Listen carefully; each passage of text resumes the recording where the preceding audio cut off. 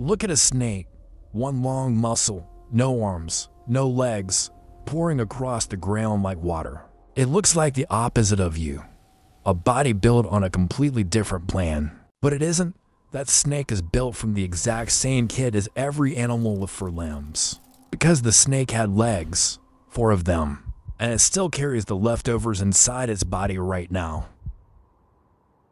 This is not a figure of speech hidden in that smooth, flowing body is the wreckage of an animal that once walked, and once you know where to look, you cannot unsee it. This is one of the strangest things evolution has ever done. It took a 4-legged animal and deleted the legs, not bent them into flippers, not shrunk them down, erased them, until almost nothing was left. A lizard, somewhere in the deep past, started down that road. Its body stretched, its limbs faded, and its descendants never got them back. Every snake alive today, all 3,000 to 4,000 species of them, traces back to that one experiment in throwing away your own legs. The first snakes appear well over 100 million years ago, back when dinosaurs still walked the earth, and even some of those early ones still had legs. And here is the part that should surprise you. It worked. Losing the legs did not cripple them. It set them loose. Snakes poured into deserts, oceans, jungles, and treetops, moving by gripping the ground with their belly's scales and pushing the body in waves. No animal with legs moves quite like that. So evolution did not just remove the legs and leave a broken lizard behind. It rebuilt the entire animal around their absence. The question is how you walk away from walking, and the snake left the evidence behind in 3 different places.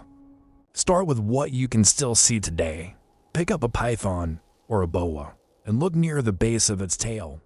On each side there is a tiny claw, a small, sharp spur poking straight out of the smooth body.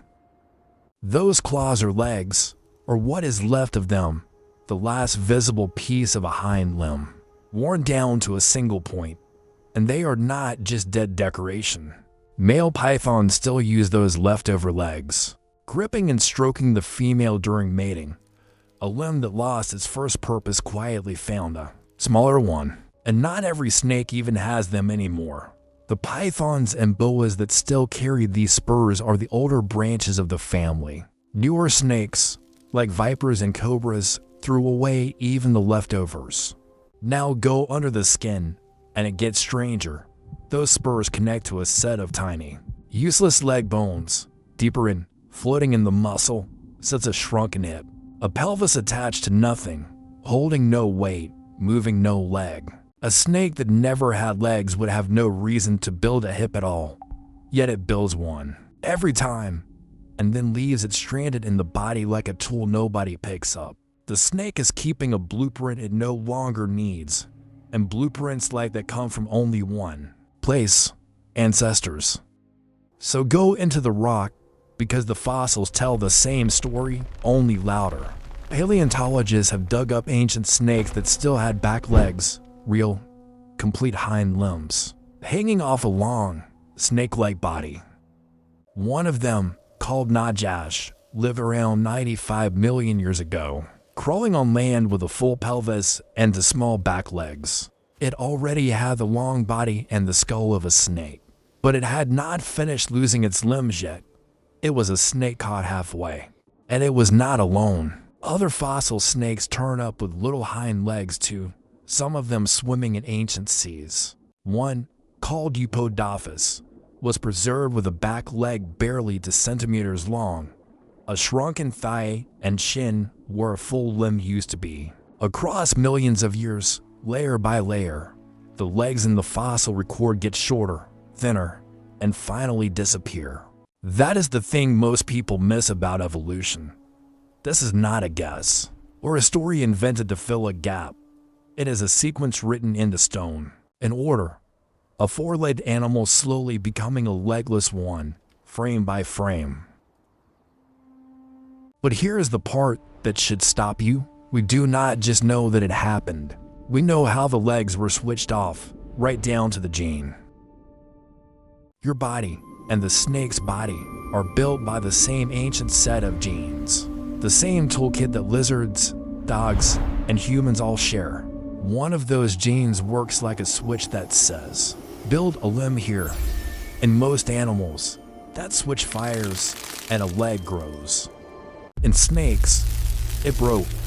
A control region that drives limb growth, part of the sonic hedgehog system, slowly fell apart and went silent. The instruction to grow legs is still sitting in the snake's DNA. The button that turns it on is simply disabled. Scientists proved this in a way that sounds like science fiction. They took the snake's broken switch and dropped it into a mouse, and the mouse grew almost no legs. Then they repaired the one piece, and limbs started forming again. The leg program never left the snake. It was only muted. You can even watch it happen before a snake is born. Inside the egg, the old program flickers on, and a python embryo starts to grow tiny back leg buds, the body building limbs out of pure habit. Then the broken switch fails to hold the signal, and the buds stop. The legs are started and abandoned in the dark. And the legs were only half of it. The same kind of genetic shift stretched the body out, turning almost the entire torso into rib cage. Those master controllers, the Hox genes, normally mark where the neck ends and the ribs begin. In snakes, the boundary slid almost up to the skull, so rib after rib kept forming where shoulders and legs should have been. A snake can carry hundreds of vertebrae and hundreds of ribs where you have a couple of dozen. Evolution did not just switch the legs off. It rewrote the whole body plan. So why erase your own legs in the first place for a long time? This was a real fight among scientists. One idea. The first snakes went underground. In tight burrows, legs catch and snag. While along, smooth bodies slip straight through. So the lizards that lost their limbs dug better and survived. Another idea sent them into the water, where a legless body swam like an eel. Most of the newest evidence, even the shape of the inner ear and those early fossils, points down into the soil. Snakes most likely lost their legs to vanish underground.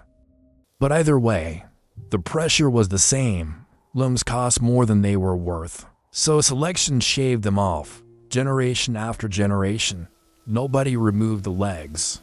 The legs simply stopped paying for themselves, and the animals without them won. And here is how we know the pressure is real. Evolution has done this over and over. In lizards alone, the legs have been thrown away more than a dozen separate times. There are lizards alive, right now, slow worms, glass lizards, and others that lost their limbs entirely on their own and look almost exactly like snakes. Worm lizards did it, eels did it, even some amphibians did it, again and again. Life arrives at the same answer. When a long body wins, the legs go. The snake was simply the most successful animal ever to take the bet. So look at the snake again. That smooth, limbless body is not a different design from yours.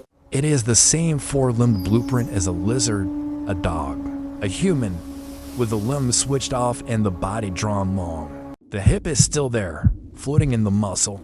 The leg genes are still there, muted in the DNA. The spurs are still there, on the outside, where you can reach out and touch them.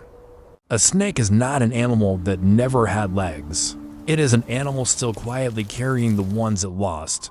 Every hip, every gene, every claw a receipt for a body it used to have. It just discovered 100 million years ago that it could go further without them. And it has been proving that ever since, pouring across the ground like water, on for legs it no longer needs.